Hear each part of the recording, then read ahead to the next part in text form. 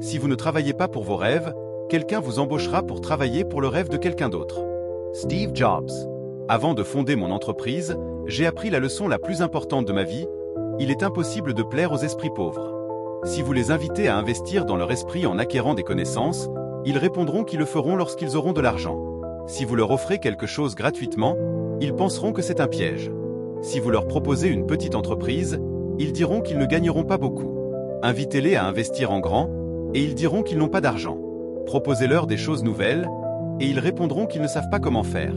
Appelez-les à ouvrir une entreprise traditionnelle, et ils diront que c'est très difficile de maintenir un établissement en fonctionnement. Dites-leur que vous avez une idée d'entreprise, et ils diront que cela existe déjà. Dites-leur de commencer une nouvelle entreprise à partir de zéro, et ils diront qu'ils n'ont pas d'expérience. Et lorsque vous leur demanderez ce qu'ils veulent faire, ils ne seront pas capables de répondre. Grandir dans une société où la pensée continue de la rareté et de la conformité prédomine amène les gens à penser de manière contraire à l'abondance. Ces pensées aveuglent les gens, les empêchant de voir toute la prospérité disponible dans le monde. Cependant, si ces croyances limitantes sont modifiées, il est possible de transformer cette mentalité de pauvreté en une mentalité de succès et de prospérité. Permettez-moi de révéler les stratégies que j'ai utilisées pour atteindre une vie d'abondance et de plénitude en changeant simplement ma mentalité. Allons-y. Il existe deux façons de voir les choses. Du monde avec une mentalité de pauvreté et une mentalité de richesse. Ceux qui possèdent une mentalité de pauvreté disent généralement que si quelqu'un sait faire quelque chose, qu'il fasse seulement ce qu'il sait faire, et que si personne ne peut accomplir un travail, il ne voit pas de raison d'apprendre quelque chose de nouveau.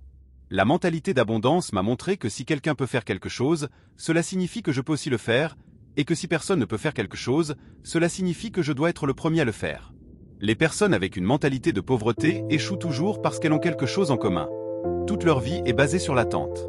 Elles attendent que la chance change leur vie, elles attendent que leur patron augmente leur salaire, elles attendent que le gouvernement résolve leurs problèmes, elles attendent et attendent et attendent. Au lieu d'attendre que les choses changent, il est nécessaire d'agir et d'être le protagoniste de ce changement. Au lieu de simplement y penser, commencez à faire quelque chose à ce sujet. C'est cette stratégie que je vais vous proposer ont parfaitement fonctionné pour changer ma mentalité. Je suis passé d'un simple professeur d'anglais qui gagnait $12 par mois à un entrepreneur dont l'entreprise a changé toute ma vie. 1. Vous obtenez ce sur quoi vous vous concentrez le plus. L'esprit pauvre pense qu'il a besoin d'argent pour faire quelque chose, l'esprit abondant pense que s'il a une idée et la met en action, il peut conquérir bien plus que de l'argent. Le simple fait d'attendre le meilleur moment pour affronter quelque chose vous limite déjà pour l'atteindre, car le moment idéal n'arrivera jamais, simplement parce qu'il n'existe pas de moment parfait pour agir. Faites attention aux pièges que vous tendez à votre esprit. L'esprit fonctionne comme le génie de la lampe d'Aladin. Il exauce vos souhaits si vous pensez qu'il est possible de faire des efforts, de vous y consacrer totalement et d'ouvrir de nouvelles perspectives. Opportunité, cela te place déjà dans une position avancée par rapport au reste des gens, et garde à l'esprit que personne ne le fera pour toi, personne n'atteindra les endroits où tu veux aller. La vie n'est pas un conte pour enfants où, quand tu t'y attends le moins, une fée apparaîtra avec une baguette magique pour changer ta vie. Tout dépend de toi. Le fait que ta vie dépende de toi ne deviendra bon ou mauvais qu'en fonction de l'esprit que tu cultives. Ton esprit fonctionne simplement différemment de la plupart des esprits des personnes avec une mentalité de pauvreté. Celui qui possède une mentalité de pauvreté pense uniquement à ses échecs, tandis que celui qui possède un esprit d'abondance pense à la manière dont il peut continuer à grandir. L'esprit d'abondance réveille le désir de partager avec les autres, tandis que l'esprit pauvre reste enfermé dans l'idée qu'il ne peut rien atteindre. L'esprit d'abondance dit « je peux » et ne s'arrête pas tant qu'il n'a pas atteint ce qu'il désire, peu importe combien d'obstacles il a traversés. 2. Tu obtiens ce sur quoi tu te concentres parce que ton énergie suit ta pensée. Si tes pensées sont de manque et de restriction, comme je suis pauvre, je ne serai jamais libre financièrement, je ne sortirai jamais de mon état actuel si personne ne m'aide, et il est impossible de quitter cet endroit, ce sont exactement ces mots que tu obtiendras dans ta vie, et ils te reviendront multipliés, car c'est ainsi que fonctionne ton inconscient. C'est le niveau interne qui gouverne ta vie.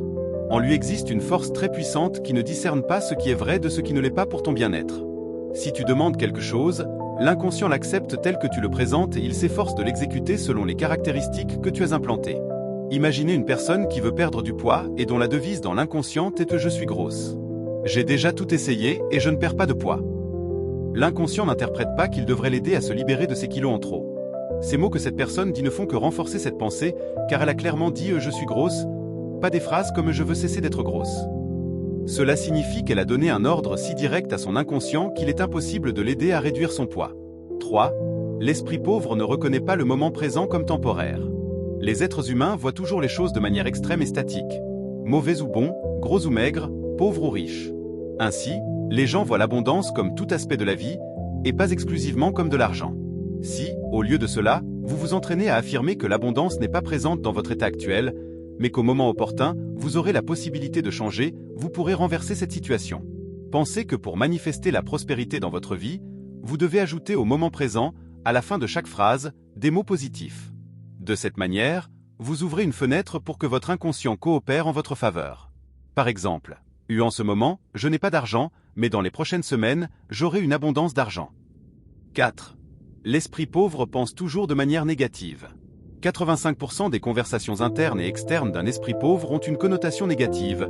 Cela provient de sa propre croyance en l'impossibilité. Il est donc difficile pour cet esprit d'évoluer, car il ne voit pas de sortie et croit qu'il n'a pas les compétences nécessaires pour tirer parti des situations les plus simples de la vie. Pour un esprit pauvre, seul un Robin des Bois peut le sauver, mais pour se sauver, il suffit de changer la manière dont vous communiquez et à partir de là, opérer un changement progressif vers une conscience positive devient essentiel pour briser les chaînes de la mentalité de pauvreté. Comprendre que l'esprit pauvre reste souvent ancré dans le passé est le premier pas vers cette transformation. Lorsque vous êtes constamment tourné vers vos échecs passés, vous vous enfermez dans un cycle de négativité qui vous empêche de voir les opportunités de succès qui se présentent à vous. Cet état d'esprit crée une perception déformée de la réalité, où chaque tentative de progression est perçue comme une menace plutôt qu'une chance. Ainsi, l'esprit pauvre préfère se rappeler de ses échecs, se confortant dans le rôle de victime, une position qui ne fait que renforcer sa condition de pauvreté. C'est un cercle vicieux où la négativité devient le guide de la vie, une lentille à travers laquelle chaque événement est interprété. Lorsqu'une possibilité optimiste de réussir se présente, au lieu de la saisir, cet esprit la rejette, la considérant comme trop belle pour être vraie. C'est pourquoi il est crucial de commencer à vous donner la permission de vivre réellement, de sortir de cette boucle autodestructrice. Permettez-vous de ressentir et de penser que vous êtes capable de réaliser quelque chose de grand, quelque chose qui vous fera grandir. Lorsque vous vous permettez de croire en vos capacités, vous ouvrez la porte à une énergie illimitée, prête à vous soutenir dans tous les aspects de votre vie. L'esprit pauvre est également marqué par un certain confort dans l'immobilisme. Il préfère rester dans sa zone de confort, où il n'a pas à affronter les défis nécessaires pour atteindre ses objectifs. Cette complaisance conduit souvent à une attitude de critique envers les autres, surtout envers ceux qui sont productifs et qui réussissent.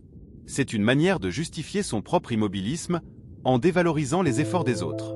Toutefois, il est essentiel de comprendre que si d'autres peuvent réussir, vous le pouvez aussi. La seule différence réside dans l'attitude. Adopter une attitude proactive, accepter les défis, et sortir de votre zone de confort est la clé pour rompre avec cette mentalité de pauvreté. Si vous vous sentez trop à l'aise dans votre situation actuelle, il est facile de devenir un simple spectateur passif de votre vie. Vous vous habituez à la médiocrité, et la transformation consciente devient un concept lointain, presque irréalisable. Mais en réalité, le chemin vers la transformation commence dès que vous décidez de quitter ce confort trompeur et de vous engager activement dans votre évolution personnelle. La mentalité de pauvreté, quant à elle, refuse souvent d'accepter le succès comme une possibilité réelle pour elle-même. Cette incapacité à se voir réussir est ce qui pousse beaucoup à acheter des billets de loterie dans l'espoir d'un miracle, tout en négligeant les actions concrètes qui pourraient réellement les mener à la richesse. Il est important de reconnaître que ces actions concrètes commencent par un changement d'attitude et de mentalité. L'opportunité de vous aider vous-même, de prendre une décision décisive pour transformer votre vie et devenir riche, est à votre portée. Vous n'êtes pas condamné à rester coincé dans un cycle de pauvreté. Il existe des milliers d'histoires inspirantes de personnes qui ont tout perdu et ont réussi à reconstruire leurs finances et leur vie. Si ces personnes ont pu surmonter des obstacles monumentaux, il n'y a aucune raison que vous ne puissiez pas faire de même. La seule chose qui vous retient est une mentalité de pauvreté, et c'est à vous de la surmonter. Si vous avez l'esprit entrepreneurial ou que vous envisagez de le devenir, le moment est venu de commencer à penser de manière autonome, de prendre des décisions pour vous-même et de vous orienter vers une direction positive. Cette direction positive n'est rien d'autre que la création de la vie que vous méritez. Assumer votre responsabilité personnelle est un élément fondamental de ce processus. Sortir de cet état de pauvreté intérieure est un choix que vous devez faire, car continuer à penser de manière pauvre vous empêchera toujours de grandir.